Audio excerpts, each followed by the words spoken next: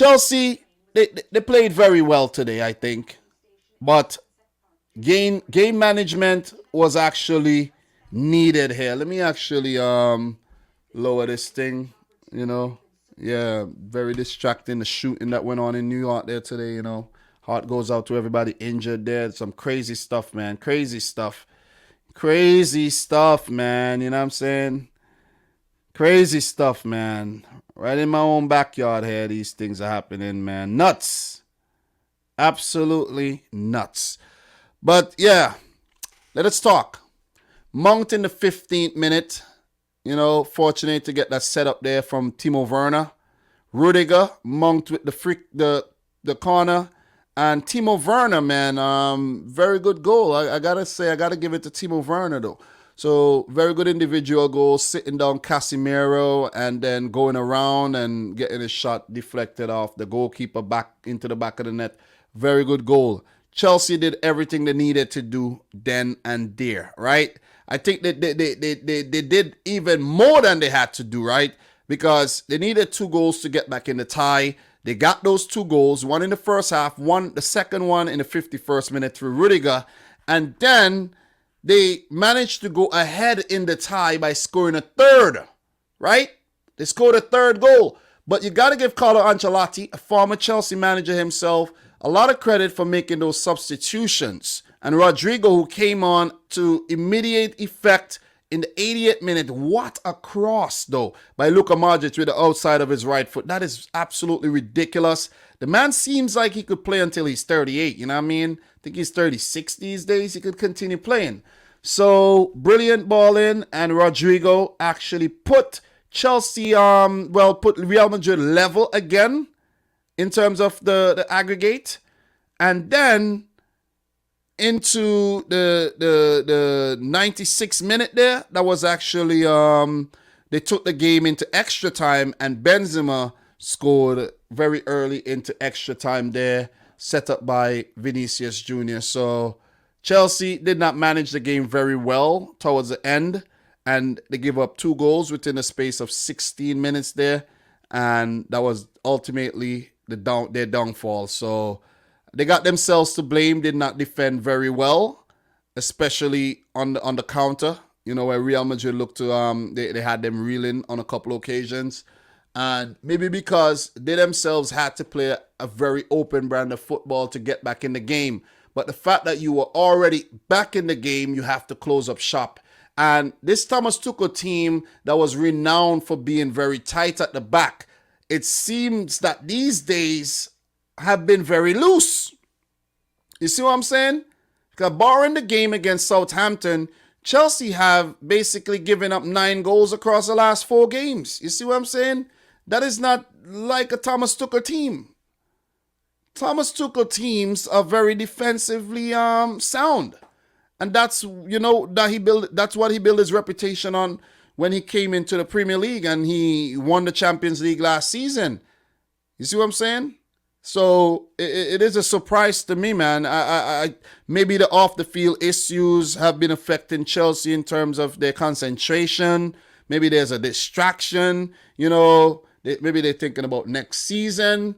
Who knows, man? It's hard. It's very hard to concentrate when you have all this going on around you and, you know, so many games to play and so many, you know, big games at that. So in terms of Real Madrid, you got to give them credit to stay fighting. I don't think they played very well in the first, let's say, 3 quarters of the game. They weren't very good, but they knew what they needed to do, and they did it. They scored to get back in the tie. And another by Benzema, their hero this season. Vinicius setting him up. These guys have been very, very good this season. And they got enough goals to actually win the tie 5-4 on aggregate. So Carlo Ancelotti, you know, come out trumps on the day ahead of Thomas Tuchel, as Chelsea have officially failed to defend their Champions League title. And I think it was a valiant effort by Chelsea, you know what I'm saying? No Lukaku, they brought him in. He's injured. He's been out of favor. And, you know, Ben Chilwell at left back was, you know, the more favorable player that Thomas Tuchel would have wanted available. Guys like Callum Hudson-Odoi hasn't really been involved that much. He's been injured. So Chelsea's season has definitely taken a turn for the worse, if you ask me. They're third in the Premier League, struggling a bit in terms of consistency. And they're now out of the Champions League. They lost the final of the Carabao Cup. They're going into the semi-final of the FA Cup against Crystal Palace. And they face one of City or Liverpool in the final if they do get past Palace. And who knows, there could be more disappointment waiting for Chelsea. As for Real Madrid, they're doing well in their league. They got a 12-point gap ahead of Barcelona. They're into the semi-final of the Champions League.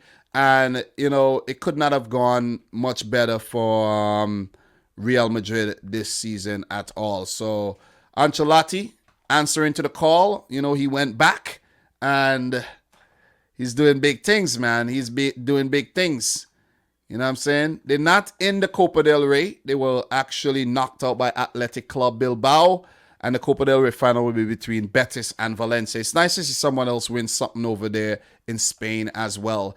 But in terms of this tie, Real Madrid move on. They will face one of Atleti or Manchester City, and Chelsea definitely got to look into next season to come harder, to come stronger, and to come better under most likely new ownership. So that's my thoughts on this one. If you watching the replay, the live stream watch along, all the reactions were there. Crazy reactions, but that's how we react when we're watching these Champions League games, man. If some stranger don't know what's going on, they're hearing me, they think I'm crazy, you know what I'm saying? So let's just go back. Let's go back. Not there, but let's just go back and let's talk about the other match. Let us talk about the other match, man. Because we had another game that finished in a 1-1 draw between Bayern and Villarreal. I actually expected Bayern Munich to blow Villarreal out of the park, but they failed to do so. And they struggled to get that go-ahead goal that came via Robert Lewandowski. Was a giveaway by Villarreal. Bad pass by keeper Geronimo Rui. And then the ball got stolen in the midfield. Transition was quick. Muller down to Lewandowski, and he beat the goalkeeper. But masterclass there by Unai Emery, bringing Chuck Woozy and co off the bench, and a brilliant break from defense to attack at the blink of an eye. It actually, rewarded them with the equalizer, though. So, look, very good game management indeed by Villarreal. Even though they were dominated by Bayern Munich, I think they actually kept the poise about them and not panic and try to, leave themselves too open for that second goal. And if we actually go over and we check the stats here, you could see Bayern Munich were a more dominant team with 24 total attempts in the game, 96 attacks. I said 96. Okay? 6 corners comparing to none taken by Villarreal. You could see how much they were pending. Villarreal had only 4 attempts at goal, 23 attacks, and they managed to walk away with a draw. So, listen, don't tell me they deserve this, man. I didn't predict them to win this tie, but they did it. They hardly had the ball. You see what I'm saying? Hardly. They only completed 206 passes. Bayern double that. You see what I'm saying? So, you got to give him the credit, man. You definitely got to give him the credit. They have a lot of hard-working players in their team. And when I say hard-working, you revert to the 11 here. Guys like Capuy, Coquelin, Parejo. This midfield is very robust. This is not a very creative type of midfield. You know what I'm saying? Parejo got a lot of creativity, but, Coquelin and Capuy, players we know from their times at Arsenal and Watford, they're more robust type midfielders. And if you look at the team, they set up very defensively with Pau Torres, Foyt, Estupinian, thinks a very good Ecuadorian player, and Albiol. Rui preferred in goal for the Champions League games, have done a good job. Lo Celso, Gerard Moreno, I think, has definitely, come of age. And Dan Juma deserves a lot of credit, though. But for Bayern Munich, this would be a disappointing, effort for them. They would be very disappointed by the whole result and the way they went about things. You look at their team and the amount of money they spend on these players, and these are high class players, man. Lewandowski, Muller, Musiala coming through, Sane, Coman, Goretzka and Kimmich. Like, come on. Upamecano, Luka. Listen, Neuer in goal. You would think this 11 trumps this Villarreal team any day across two legs. Like, you had two opportunities to do it and couldn't do it. Bayern Munich, the mighty Bayern Munich, downed by Villarreal. We got an underdog story on our hands here. And you guys know we all love underdog stories, man. I love a fairy tale. And we could have a fairy tale on our hands here. Because even though Liverpool are the favorites to go into this game and defeat Villarreal, judging from what we saw here, Liverpool cannot take this team lightly. I just want to put it out there. Can't take this team lightly. Let's go back. And what we're going to do quickly, we're going to keep it moving, though. We're going to talk about tomorrow's matches. I don't intend to be here all day. But Liverpool come up against Benfica. Look, I don't think Benfica played too badly in the first leg, but they should have taken the few chances that they got. And Liverpool have a 2-goal advantage going into the second leg at home. But, they will be confident, but they have to keep in mind the Inter Milan game where they lost the second leg at home, right? I think that was at home they lost the second leg, but it wasn't enough for them to lose the round of 16 tie. So, look, Benfica are going to go there, all guns blazing, Darwin Núñez and co. And they're going to look to score 2, take this game to extra time, or even score 3. They're going to look to pull a Chelsea and manage the game properly. I'm not saying it's going to happen, but that's what is needed. So the Eagles coming up against the Liverbirds here. And look, I fancy Liverpool going on to the semi. And they do have a clear path to the final because they are the favorites to beat Villarreal. But it's not guaranteed. Just want to put it out there. Liverpool do have they did come off of a big game on the weekend against City. They would be tired, but they would be up for it. And then they have another big game again on the weekend against Manchester City. So let's see if these Champions League ties have any bearing on the match coming up this weekend. But Liverpool will be looking to finish off and get the job done against Benfica and look towards April 27th to face Villarreal. If we go over to the other game, guys, we have Manchester City facing Atlético Madrid on the road. City coming into the tie with a 1-goal advantage courtesy of Kevin De Bruyne. Atlético Madrid, man, very negative team, no shots in the first leg, but if they are to come back in this tie, they will have to get a shot off.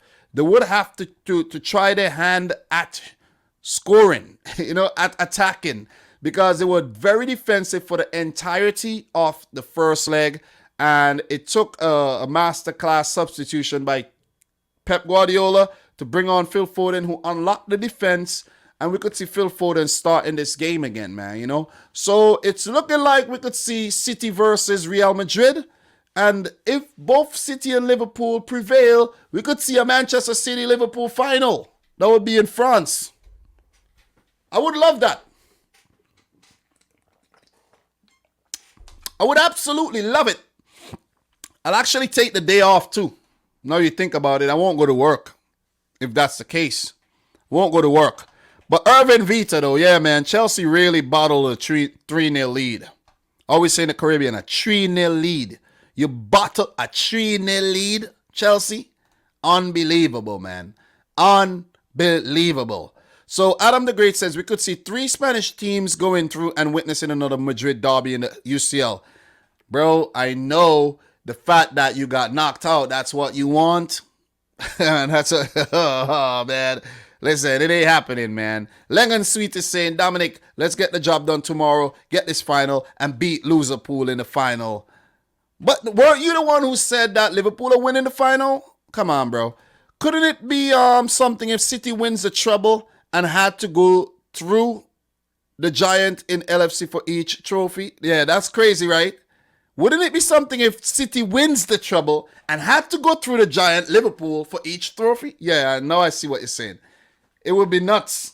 If we do win the FA Cup, the Champions League, and go on to win the Premier League, Liverpool hearts would be shattered if they come in second each time, man. Absolutely shattered into pieces. Ground down into powder. Okay? Big up to Ivan in the house, man. Irvin in the house. Matata. Coach's desk in the house, man. Coach, bro, I hope you got my message. I didn't check my phone since then.